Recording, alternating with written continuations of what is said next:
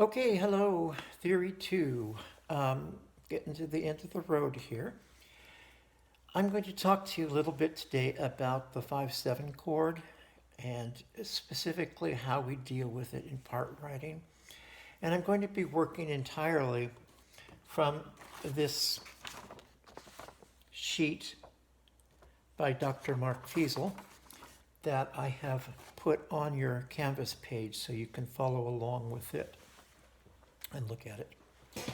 So, a couple things about the 5/7 chord.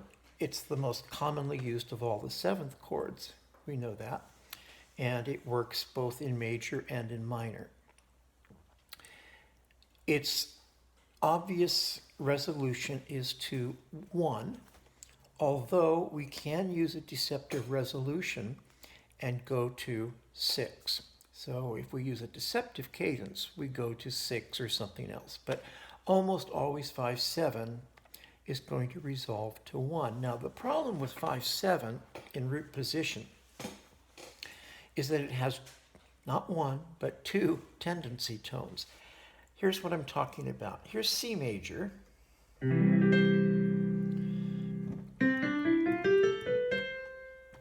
Now if I make a 5/7 chord in C major, so I build the chord on 5 of the scale,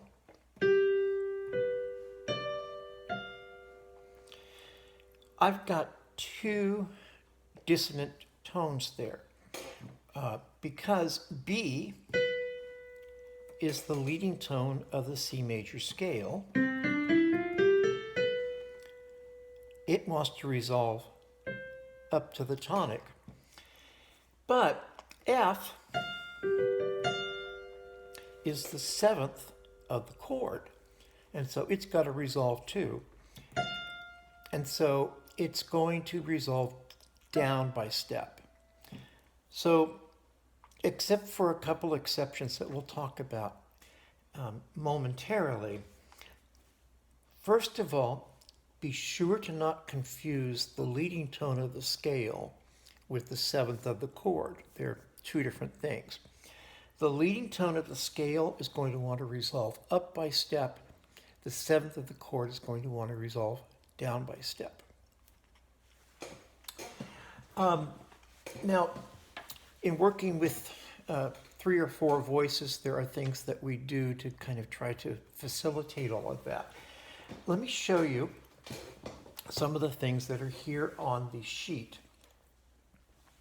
So, one solution we can use in working with a 5/7 chord in root position to mitigate some of this difficulty of having the 2 tendency tones is that we can have a complete 5/7 chord and resolve it to an incomplete tonic by leaving out the 5th of the tonic. Now when you do that, that gets rid of the possibility of having parallel motion, which we don't want to have. So here is G in my bass, D in my tenor, F is in the alto, and F is the 7th of the chord. B is in my soprano, B is the leading tone of the scale.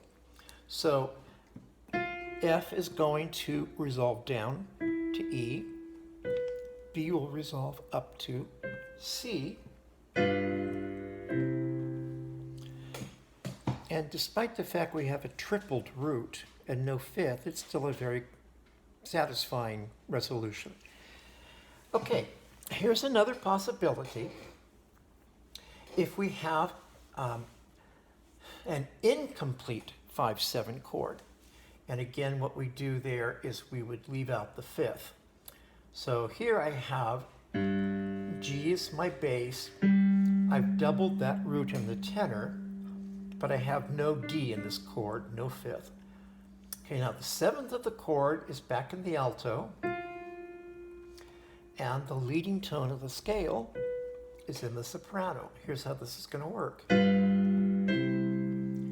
So we can kind of just reverse the procedure and go from an incomplete 5/7 to a complete 1, or we can use a complete 1 and go to an incomplete 5/7, always remembering that the scale 7th, which is the leading tone of the scale, resolves up.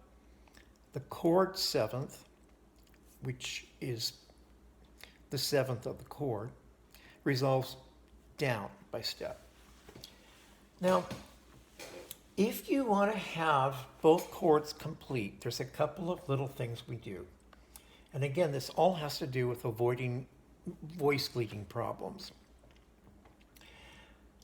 If, let's say, we have a complete 5/7, here's G in my bass, B in my tenor, F in my alto, and D in my soprano. So here's the bass. Here's the third of the chord, which is actually also the leading tone of the scale. That's our B, our leading tone. Now my alto has an F, which is the 7th of the chord, and the 5th of the chord is up here in the soprano. Okay, here's how these are going to resolve. My hand isn't quite large enough to stretch that 10th. I'm going to have to roll it.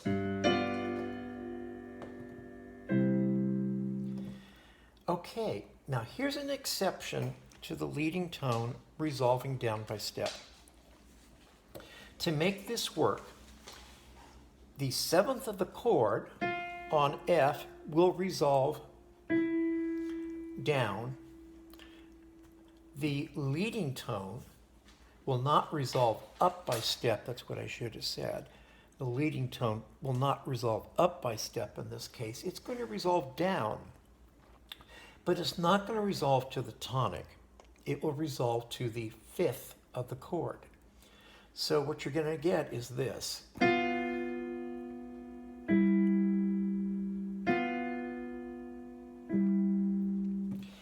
Now there's a cute little phrase that someone came up with called the frustrated leading tone.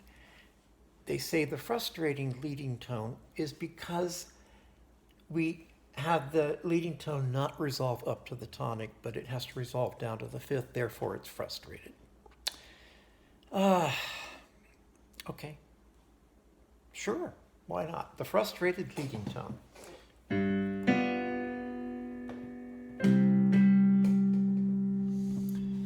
Here's another example of the same. This time the leading tone is in the alto. The 7th is in the soprano. So the 7th of the chord will resolve down to E. The leading tone will jump a third and resolve to the 5th of the chord. Therefore, poor thing is frustrated again.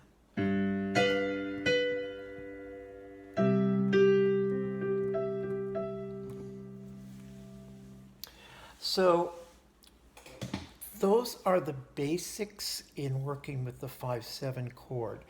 Now, once we start getting into inversions, which we'll do next time around, we find that working with inverted 5/7s is actually a little bit easier because you don't have to worry about the voice leading quite so much. Again, this is the part 6, writing 7th chords from learnmusictheory.net, and I am putting that on the Canvas page. You can also, by the way, just Google or search learnmusictheory.net and you can get all of this, and it's wonderful. I give credit, acknowledgement to Dr. Mark Feezel, who put this all together in 2010 and who has made my teaching considerably easier, for which I'm very appreciative. Okay, guys, we'll talk to you later.